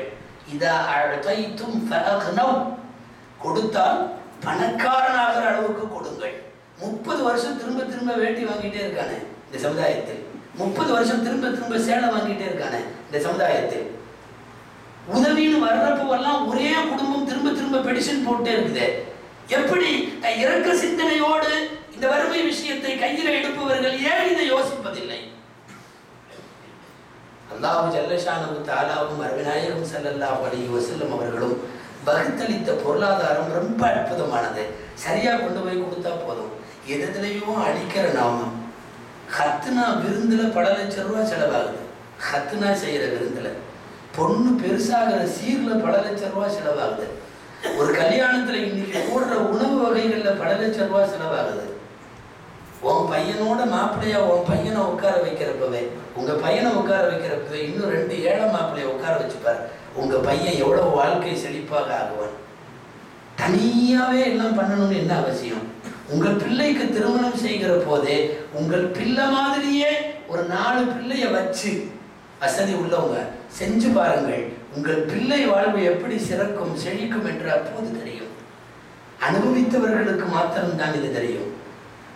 அல்லாஹ் அப்படி ஒரு இன்பத்தை ஆனந்தத்தை வச்சிருக்கான். இன்னைக்குள்ள அனாவசியமான செயல்பாடுகளை குறைச்சா போதுமே. எத்தனை பேர் நம்மில் இங்க படாத பாடுபட்டு சம்பாதிக்கிறாங்க. அப்புறம் கடைசியில ஊர்ல வந்து அவர் போடுற விருந்தை பார்த்தா அல்லாஹ் அக்பர், அரச விருந்து மாதிரி. இதுக்கு ஒண்ணும் இருக்காது. இன்றைய தடர்புடலான விருந்துகள். நான் இப்போலாம் உடம்பு சரியில்லாததுனால நான்வெஜ் சாப்பிட்றது இல்லை, ஒன்லி வெஜ் தான் அப்படின்ட்டு போனா அங்க வெஜ் நான் தட்டை சுத்தி 32 ஐட்டம் வச்சிருக்கான். 32 ஐட்டம். இவர் என்னன்னா அதெல்லாம் சாப்பிட்றது இல்லையா, இதுதான் சாப்பிடுவாராம். தடர்புடலான விருந்துகள். ஒட்டுமொத்த உலக சமுதாயத்தில் இந்திய முஸ்லிம் சமூகத்திடம் மாத்திரம்தான் பண்டிகைகள் என்ற பெயரால், பழக்க வழக்கம் சடங்கு சம்பிரதாயம் என்ற பெயரால் விருந்துகளும் கொண்டாட்டங்களும் மிக அதிகம். இந்திய முஸ்லிம்கள்ட பொருளாதாரத்தின் உச்சகட்டமாக ஆய்ந்தவர்களே சொல்லக்கூடிய அறிக்கை. எத்தனை இஸ்ராஃப் செய்யறோம் ஒரு கல்யாணத்துல, சின்ன சின்ன விருந்துல. யாராவது ஒரு ஏழையின் குடும்பத்துக்கு அது ஒளியேற்ற வழிகாட்ட பயன்படுமானால் அல்லாஹ் உன்னை எவ்வளவு தூரம் பொருந்திக் கொள்வான் தெரியுமா? எவ்வளவு தூரம் அல்லாஹ் அதற்கு வரவேற்பு தருவான் தெரியுமா? இனம் கண்டு நீங்களாக தேர்வு செய்யுங்கள். உங்கள் சொந்தங்களில், உங்கள் பகுதியில், உங்கள் ஊரில் அல்லது நீங்கள் இருக்கக்கூடிய இந்த இடத்தில், இந்த நாட்டில் முகவரி தெரிந்து சரியாக அடையாளம் கண்டு ஓரளவு அவர்களுக்கு நிவர்த்தி செய்யக்கூடிய அளவுக்கு அவர்களின் வயிற்று பசியை, வாழ்க்கையில தேவையானவைகளை தருவதற்கு நாம் முன்வருமை. ஆனால் அல்லாஹ் ஜல்ல ஷானஹு தஆலா நம்முடைய எல்லாவற்றையும் போக்கிக் கொள்ள இம்மைக்கும் மறுமைக்கும் சேர்ந்து அவன் பொறுப்பேற்றுக் கொள்ளுகிறான். உண்மை வழங்குபவர்களுக்கு அல்லாஹ் எப்போதும் வழங்குவான். பக்கத்து இலைக்கு பாயாசம் போடு அப்படின்னு சொல்ற ஒரு பழமொழி இருக்கு இல்லையா? இவர் சாப்பிட்டு இருப்பாரு, இவருக்கு சாப்பாடு வேணும், அதுக்கு பதிலாக என்ன பண்ணுவாருன்னா, இந்த இவருக்கு சாப்பாடு வைங்க அப்படின்னு கூப்பிடுவாரு. பந்தியில அவன் வர்றவன் அவருக்கு மட்டுமா வைப்பான், அங்க வச்சு போட்டு மற்றவங்களுக்கே கேட்டுட்டு இருக்கான இவன் அப்படின்னு சொல்லி இவனுக்கும் நிறைய வச்சுட்டு போயிடுவான்.